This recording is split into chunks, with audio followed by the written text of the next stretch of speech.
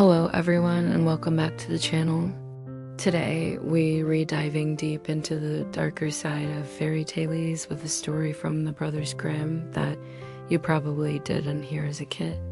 It's called The Godfather, and trust me, it's not what you think.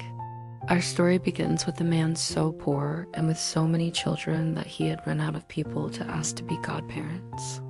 When yet another child was born, he was at his wit's end. Exhausted and desperate, he fell asleep. In his sleep, he had a vivid dream. A voice told him to go to the city gate and ask the very first person he met to be the godfather for his newborn child. Waking up, he felt a strange sense of purpose. He decided to follow the dream's instructions. He walked to the gate and waited. Soon enough, a figure approached. Without hesitation, the poor man explained his situation and made his unusual request. The stranger agreed.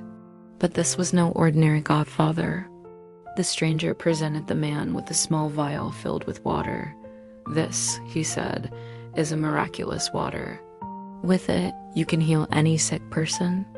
But there is a crucial rule you must follow. When you visit a patient, you must look to see where death is standing. If death is at the patient's head, give them a little of this water, and they will be instantly cured.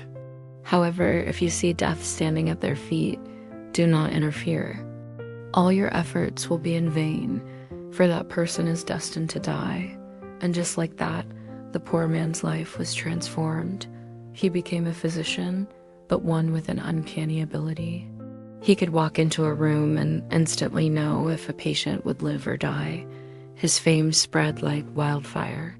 He was called upon by the rich and the poor, and with his godfather's magical water, he saved countless lives as long as death stood by the head. He became renowned for his incredible skill and, of course, earned a great deal of money, lifting his family out of poverty.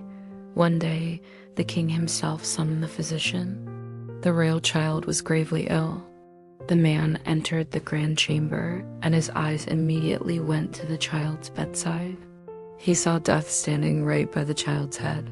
Confidently, he administered a drop of the miraculous water. The child recovered, and the king was overjoyed, rewarding the physician handsomely. Sometime later, the king's child fell ill again. Once more, the physician was called, and once more he saw death standing by the child's head. He repeated the cure, and the child was saved. His reputation grew even more legendary, but then a third time the child fell sick. The physician was rushed to the palace. This time, when he entered the room, his heart sank. Death was standing not at the head, but at the foot of the bed. The physician knew what this meant. He told the king, with a heavy heart, that nothing could be done. And just as he predicted, the child passed away. After years of success and prosperity, the man grew curious about his mysterious benefactor. He had never seen his son's godfather since that first day at the gate. He decided it was time to pay him a visit and tell him about all the good he had done with the magical water. He set off for the address the godfather had given him so long ago. When he arrived, he found a house that was unsettling, to say the least. It was a bizarre and chaotic place.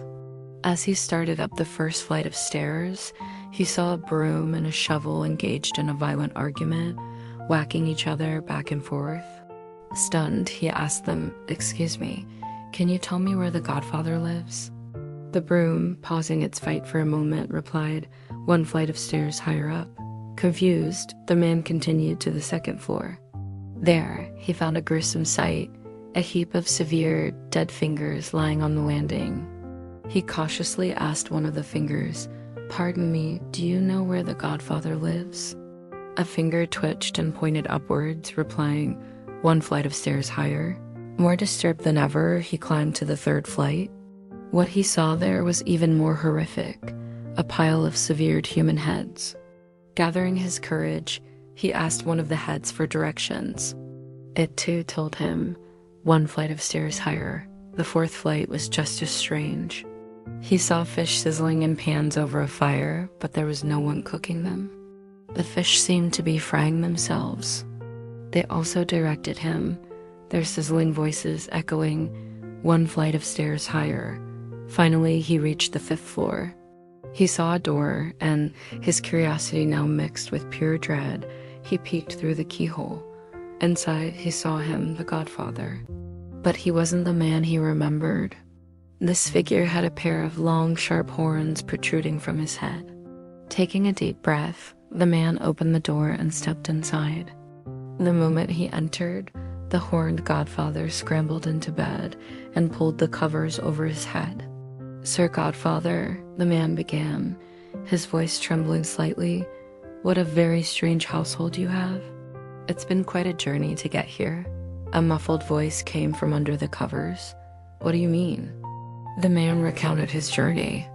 "Well, when I came to your first flight of stairs, the shovel and broom were quarreling and beating each other senseless." "How stupid you are," the Godfather scoffed from the bed. "That was just the stable boy and the housemaid having a chat." The man was taken aback, but continued. "But on the 2nd flight, I saw dead fingers lying everywhere." "Oh, how silly you are." The Godfather replied dismissively, "Those weren't fingers. They were just scorzonera roots, a type of vegetable." And on the 3rd flight, the man pressed on.